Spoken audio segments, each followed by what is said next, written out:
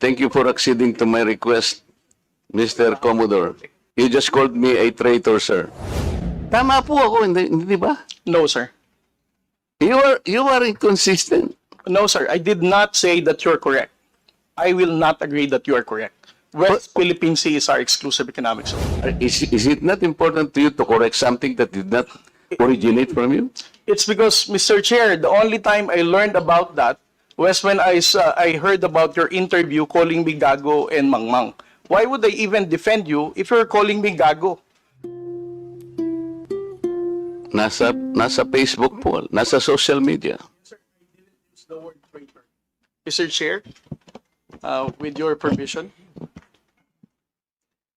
Butit inulit mo, Commodore. Bago ka sumagot doon sa tanong niyang Juan, patapusin mo muna yung legislator and then you wait until you are recognized by the chair, okay? Yes, sir. Thank you. Thanks, sir. Please proceed. You said that you did not say that I am a traitor, but it is in the social media. Did you take an effort to clarify that so that you could not mislead people because they might believe that you have said that? It is only now that you are disowning this statement. Mr. Chair. Mr. Chair. Yes, sir.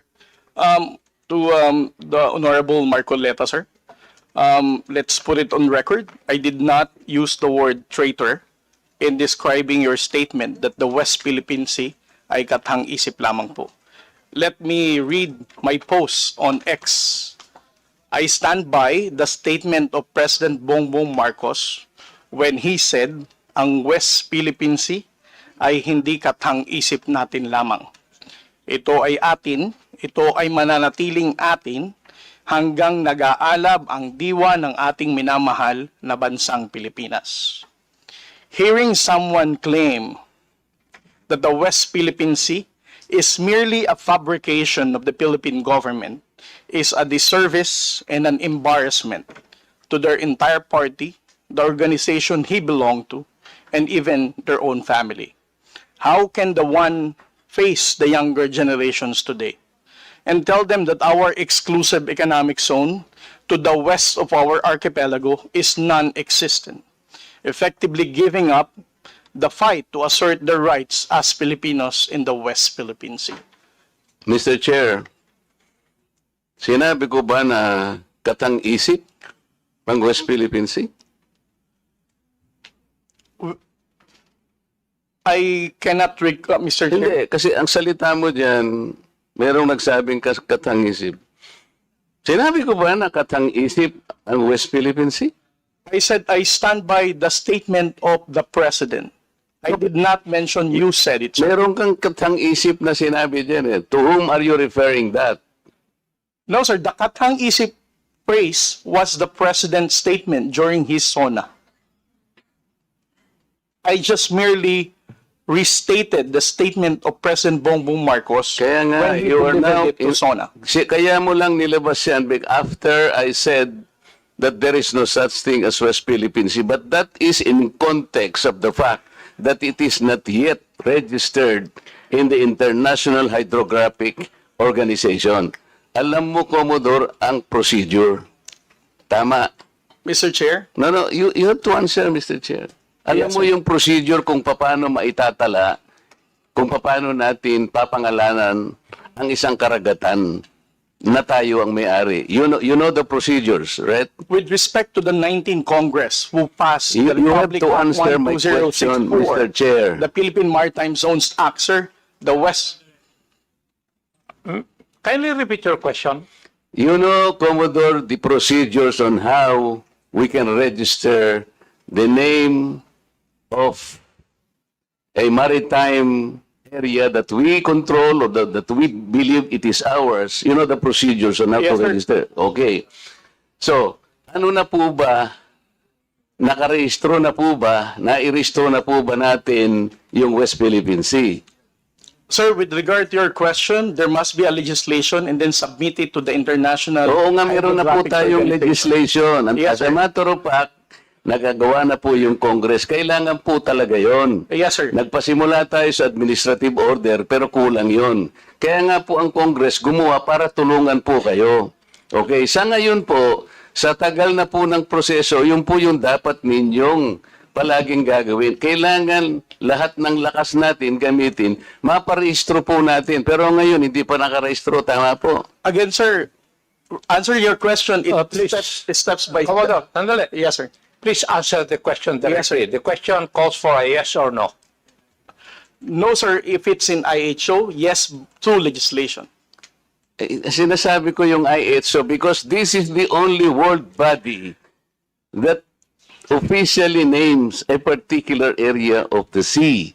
Kaya sa konteksto po ng pinag-uusapan natin, kaya ko lang nasabi, sapagkat hindi pa po nakatala, we need the international community to recognize a part of our own. Yun lang po ang punto doon, Mr. Commodore. So kung hindi pa po nakatala, tama po ako, hindi ba? No, sir. You are inconsistent. No, sir. I did not say that you're correct. I will not agree that you are correct. West Philippine Sea is our exclusive economic zone. Eh, Mr. Chair, wala tayong dispute that. Sinasabi ko na nga sa iyo, yung sinasabi nating West Philippine Sea is our own exclusive economic zone. This is ours. You and I should fight for it until the last drop of our blood. Ang sinasabi natin dito, kagaya ng nire-request ng CICC, let us educate our people sapagkat ang alam ng mga tao, lahat tayo, ang alam natin, nakarehistro na. Ang sinasabi ko, hindi pa po nakarehistro. Ikaw ba pwede kang mag-enroll sa isang eskwela nang hindi ka nag-register, nang hindi ka nag-enroll? You answer my question. Of course, sir, there is a Kaya nga, legislation. Kaya hindi pa nakarehistro, Mr. Chair. This is the only point. Let us not create a mountain out of molehill. Bigla mong sasabihin, in response to what I said, tathang isip, o blah, blah, blah, at lumabas sa traitor. Hindi ka man lang gumawa ng effort, for example, na I did not say that. Ngayon mo lang sinasabi. But you know, people are bashing me. I am pro-China. When is the last time or the first time that I am pro-China? Again, Mr. Chair, I never said that you are a traitor.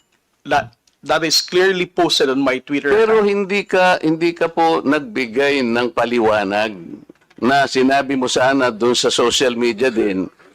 Bakit nyo ina-ascribe sa akin na sinabi ko na traitor si Kong Marcoleta? I did not say that. It is only now that you are explaining na wala kang sinabi. But kumalat na sa social media, kaya nga tayo nandito. These are the excesses and the abusiveness of social media, Mr. Chair. Nangyari na. Kahit na ilang libong mag-explain ka dito, yung tao narinig na nila na ikaw ang nagsabi. Because meron ka pang litrato dun eh. Mr. Chair, No. nobody has ever asked me whether you are a traitor. This was only the first time that I was asked whether you are a traitor or not. You are not even aware na sa social media sumabog yun. Nandun yung litrato mo and the claim that I am a traitor. Ngayon ka lang nagpapaliwanag na I am not a traitor. Pero nangyari na yon. Mr. Chair, I don't think that I'm under in any obligation to respond to all those social Okay, media Mr. posts Chair, by bloggers, now social he's- media influencers to tell them Mr. that they're Chair. wrong. Siya muna. Sabi niya wala siyang obligation. Finish your statement. Yes, sir.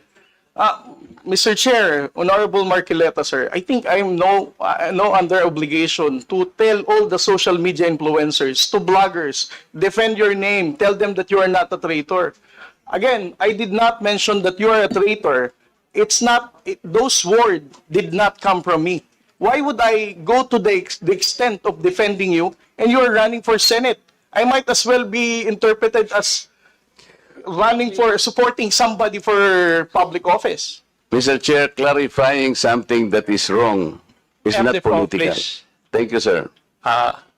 Commodore, ang tinatanong lang ni Honorable Marco Reyes that merong lumabas kang statement, siguro binigyan ng interpretation ng ibang bloggers at nasabi na traitor si Honorable Marcoleta. Ang tinatanong niya is, unang-una, alam mo ba ito na gano'n na nangyari? Would you know? No, sir, because when it became a social media popular post, I was not here in the country. I was actually in the official business outside. So when did you come to know about this? I only came to know about it when Congressman Marcoleta called me Gago and Mangmang in one of his interviews. So when was that?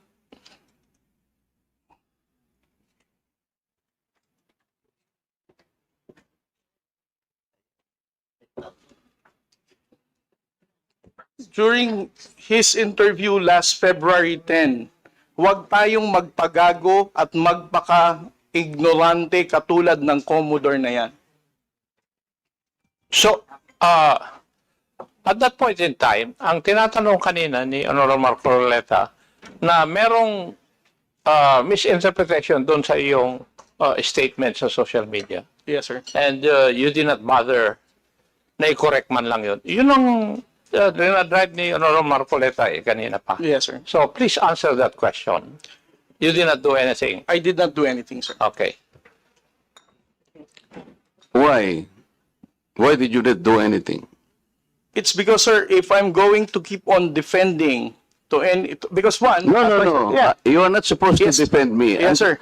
Because if as I it is said... true, Mr. Chair, that he did not call me traitor, but it continues to be there and to be consumed by the public through the social media. I think it is his responsibility to deny it if it did not come from him.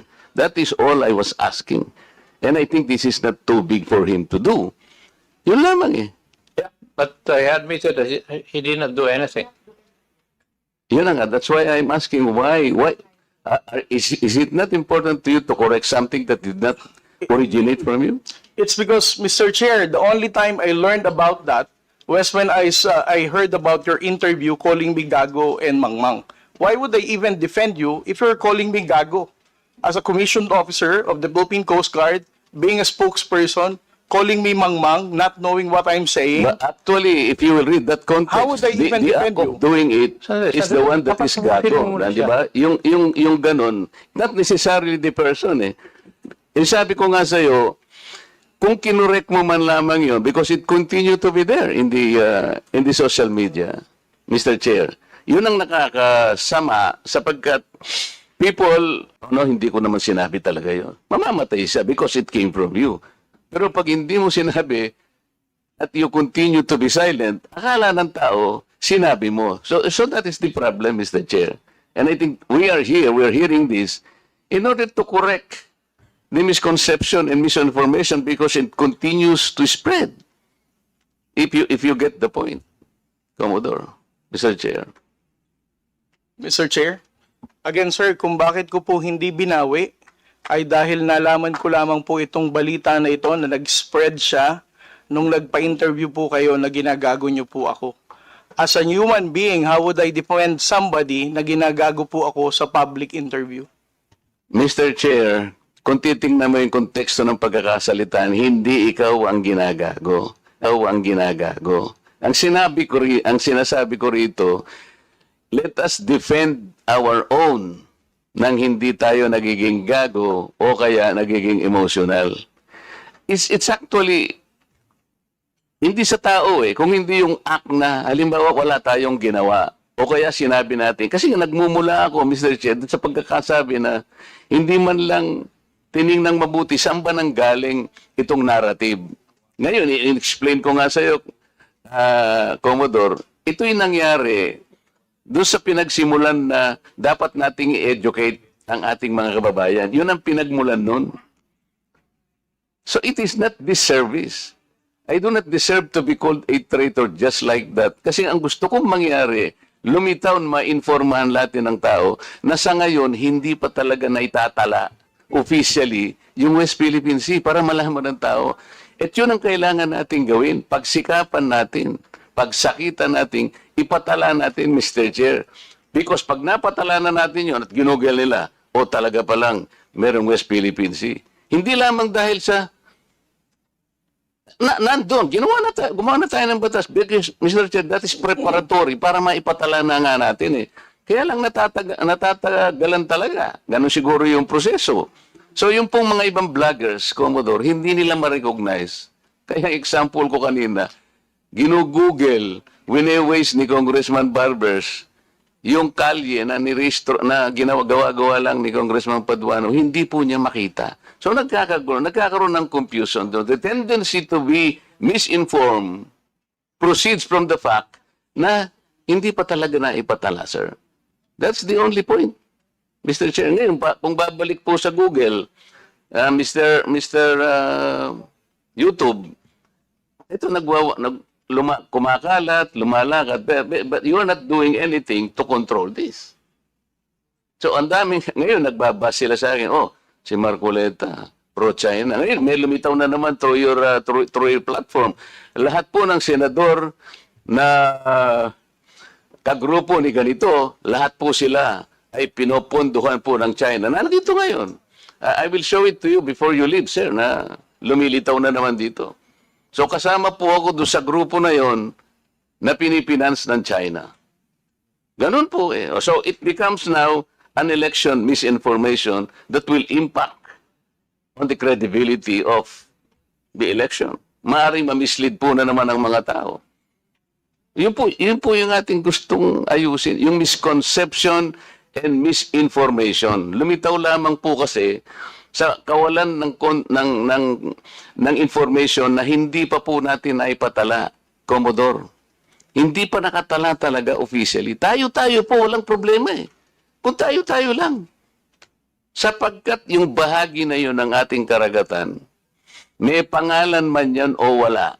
Sabi ko nga sa iyo kanina, tayong dalawa ilaban natin yun hanggang sa huling patak ng ating dugo. Atin yun at walang makakapagpabago nun. Ang problema, nagkakagulo tayo because of that misconception. Walang masamang tinapay doon, Mr. Chair. I want to explain that. Ngayon, ako nagpapasalamat ako sa iyo at sinabi mo ngayon at naliwanagan na hindi mo pala sinabi yung I am a traitor. So salamat kahit nahuli. Sabi nga natin, Mr. Chair, huli man daw at magaling, nayahabol din. Kaya lang ang problema ko ngayon, Mr. Chair, yun pong kumakalat na akala nila sinabi mo. At lumaki nga, sapagkat siguro, dahil medyo nasaktan naman ako, nakapagsalita ako ng wag nating depensa ng sariling atin na magiging emotional tayo o kaya nagpapakagago tayo. So, kaya lumaki ng lumaki dahil lamang doon. But the context, Mr. Chair, the context is gusto nating huwag gamitin ang misconception or misinformation, lalo na ng mga vloggers, sa lahat po ng bahagi o aspeto ng ating buhay. Ang West Philippine Sea ay atin, Commodore. Yes. Because this is the exclusive economic zone of the country. And there is no changing that fact. Kahit anong magbali-balig rin natin ang mundo natin, atin ito. Kaya lang ipatala po natin yung pangalan para po hindi gamitin sa misinformation. Mr. Chair, thank you very much. Well, I think we have seen one of the ill effects of misinformation. I think everybody will agree to that. That is one of the ill effects of fake news or misinformation. Would you agree? Yes. So next time, kasi hindi ako nagbabasa kasi sila mga ganyan eh. Para hindi ako apektado.